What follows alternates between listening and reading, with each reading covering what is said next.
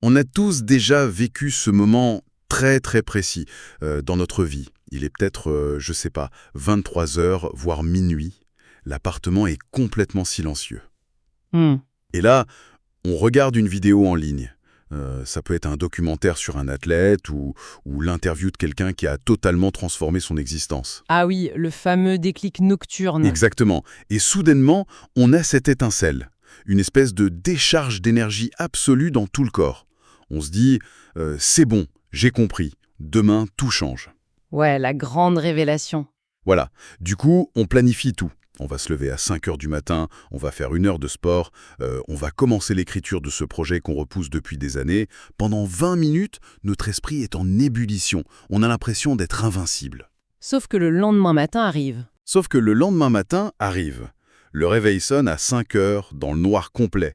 Et cette énergie, cette certitude inébranlable de la veille, elle a complètement disparu. Totalement évaporé. C'est ça. On appuie sur le bouton pour repousser l'alarme et on se retrouve exactement au même point de départ. Et cette boucle de la frustration, c'est le point de départ de notre exploration en profondeur aujourd'hui. Une exploration bien nécessaire, oui. Parce qu'on va décortiquer pourquoi cette sensation nocturne est un piège géant. Et comment des textes philosophiques vieux de plusieurs millénaires, associés aux données de la neuroscience moderne, proposent un antidote radical à ce problème. Parce que, et c'est ma métaphore préférée, cette motivation de minuit, c'est l'équivalent psychologique d'un pic de sucre. Ah, le fameux sugar rush. Voilà, ça donne une énergie foudroyante sur le coup, mais c'est totalement insoutenable. Et la chute au petit matin, elle est toujours brutale. C'est une excellente analogie biologique en fait, parce que c'est exactement ce qui se passe dans notre cerveau. Ce que la littérature ancienne et même les recherches modernes nous montrent avec une très grande clarté, c'est que la motivation ment. Elle nous ment effrontément. Mais complètement. C'est un mensonge extraordinairement séduisant, hein. Elle murmure à notre esprit que l'action deviendra fluide, évidente quand on se sentira enfin prêt. Oui, ce fameux moment parfait. Voilà. Elle nous vend l'illusion d'un alignement parfait des planètes, quoi, le moment où l'envie, la vitalité et le temps libre vont fusionner. Sauf que ce moment n'existe pas. Non, jamais. Et les philosophes stoïciens l'avaient compris bien avant l'invention des neurosciences. Pour eux, baser la construction de son existence sur une simple poussée de motivation, c'est une erreur stratégique monumentale. Du coup, la question évidente, c'est si ce mécanisme échoue systématiquement à 6 heures du matin, pourquoi notre cerveau continue-t-il de tomber dans le panneau? Ouais. Encore et encore. À chaque nouvelle vidéo inspirante, on se raconte l'histoire que cette fois, c'est différent. Pourquoi on est si crédule face à nous-mêmes? Eh bien, l'erreur, elle vient du fait qu'on traite la motivation comme une caractéristique de notre personnalité, alors que d'un point de vue purement factuel, ce n'est qu'une émotion. Juste une émotion, au même titre que la joie ou la colère. Exactement. C'est une réponse biochimique temporaire qui est d'ailleurs largement liée à la dopamine. Et quelle est la nature même d'une émotion? Elle est volatile. Très volatile. Elle dépend d'une multitude de facteurs physiologiques et environnementaux sur lesquels notre contrôle est, au final, minime.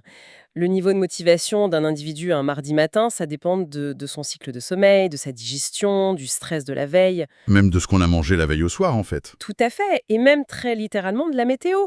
Un ciel gris fait chuter la sérotonine et avec elle l'envie de soulever des montagnes.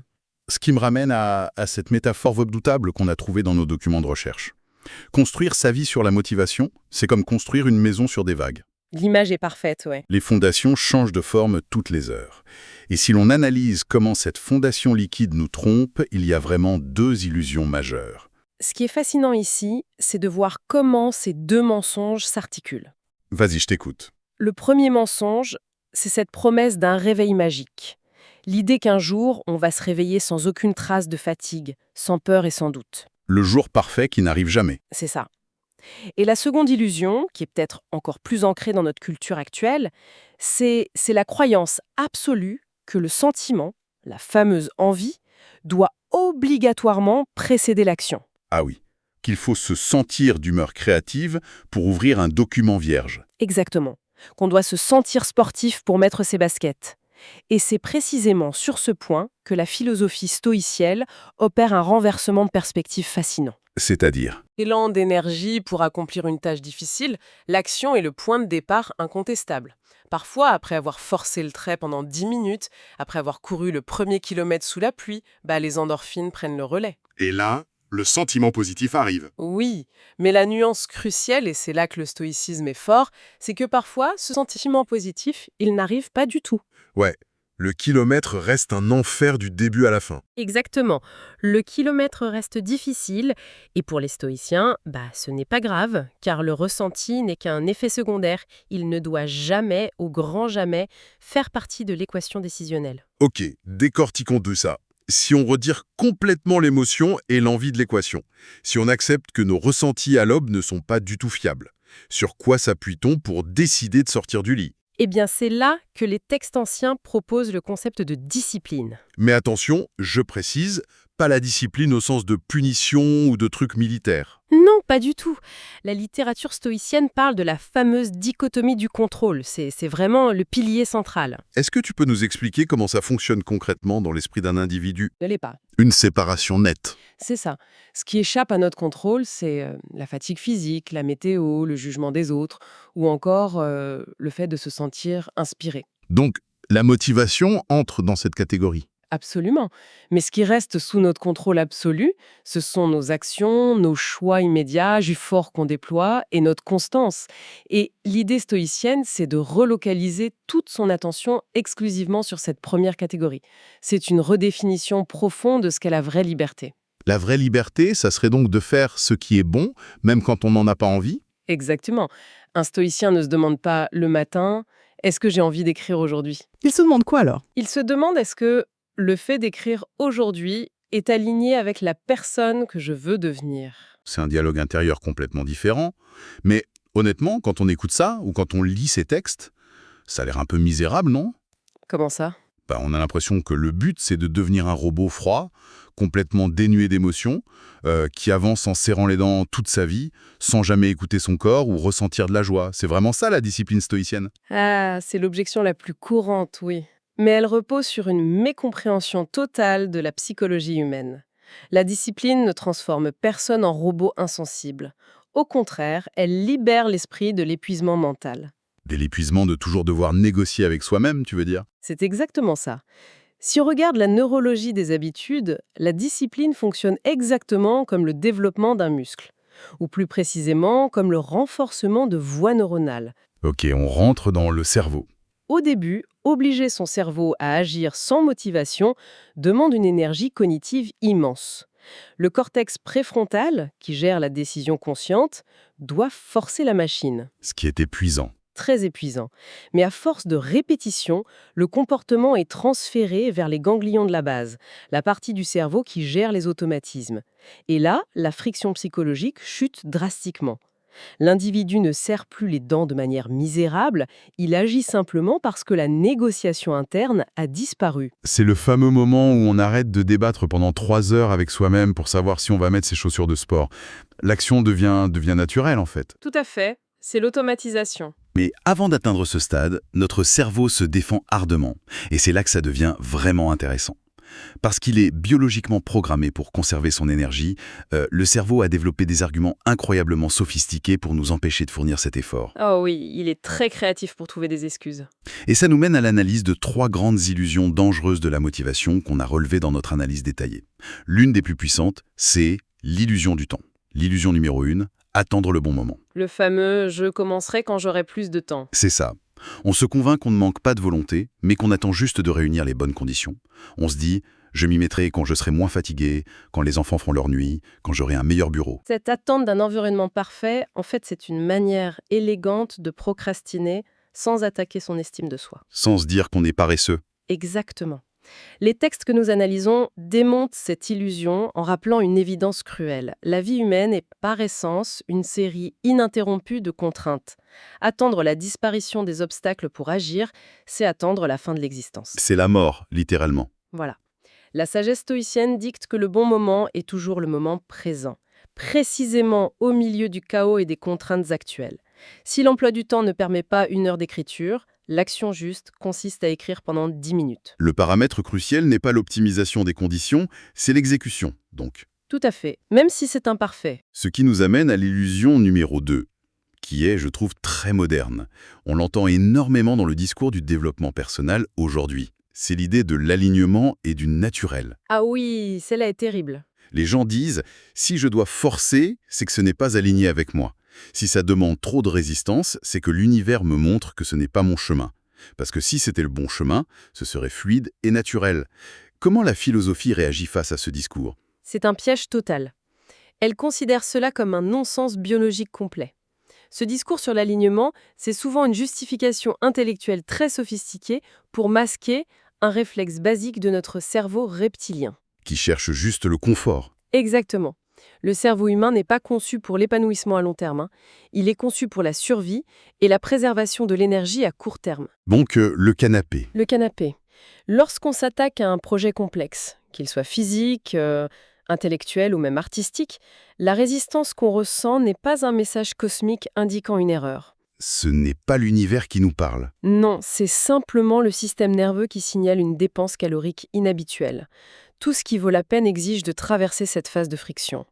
Interpréter la difficulté initiale comme un signe qu'il faut abandonner, c'est se condamner à ne jamais rien bâtir. Et cette fausse excuse de la fluidité, elle nous mène tout droit à la troisième illusion majeure, le mythe de l'inspiration pour produire de la qualité. Ah, l'attente de la muse. Voilà, on a cette croyance romantique qu'il faut être touché par la grâce divine pour faire du bon travail. Mais quand on observe les grands sportifs, ou les écrivains, ou les créateurs de haut niveau, Ils n'attendent pas. ils n'attendent jamais.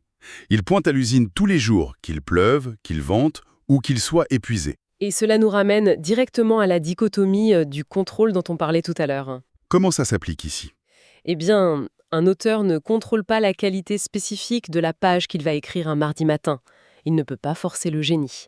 En revanche, il a un contrôle absolu sur sa présence face au clavier. La discipline se concentre uniquement sur la présence. On ne contrôle pas le résultat quotidien, on contrôle le fait de se pointer. C'est ça. La discipline fabrique des opportunités sur le long terme, alors que la motivation, au final, elle ne crée que des excuses. Produire même un petit travail un jour moyen, c'est une victoire monumentale. C'est une victoire bien plus importante qu'un grand exploit un jour de pleine forme. Exactement. Parce que ça construit la fondation. Bon, on a bien démonté les illusions. Mais soyons extrêmement pragmatiques maintenant. Les concepts philosophiques, c'est beau, mais quand la vie réelle nous frappe, quand on rentre du travail épuisé à 19h, Que les enfants pleurent. qu'on a des factures à payer, comment on implémente cette philosophie concrètement, sans s'effondrer? L'analyse de nos sources propose un plan d'action stoïcien en 3 étapes très claires. La première étape, c'est l'identité avant l'envie.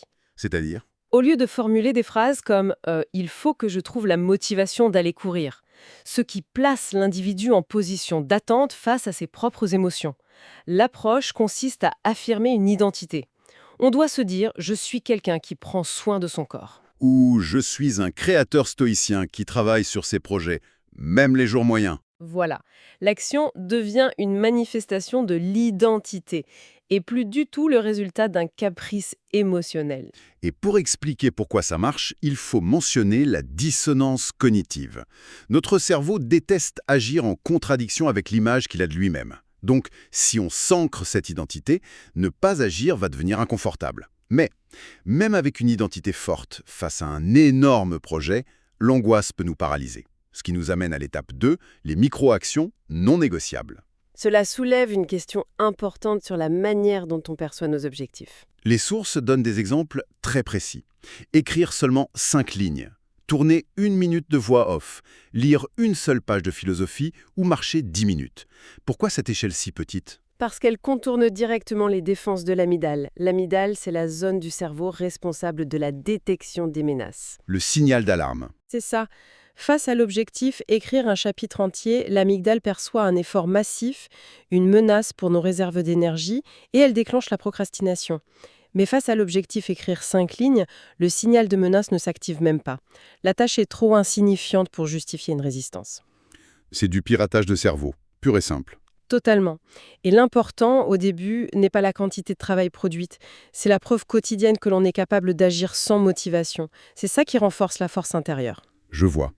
On accumule les preuves de notre fiabilité. Et pour verrouiller tout ça, la troisième et dernière étape, c'est la ritualisation de l'action. Historiquement, les stoïciens avaient des rituels très stricts. Oui, la réflexion du matin, la relecture de la journée le soir. Mais Comment on adapte ça aujourd'hui? On crée un mini rituel avec un déclencheur fixe. L'objectif est d'effacer la fatigue décisionnelle.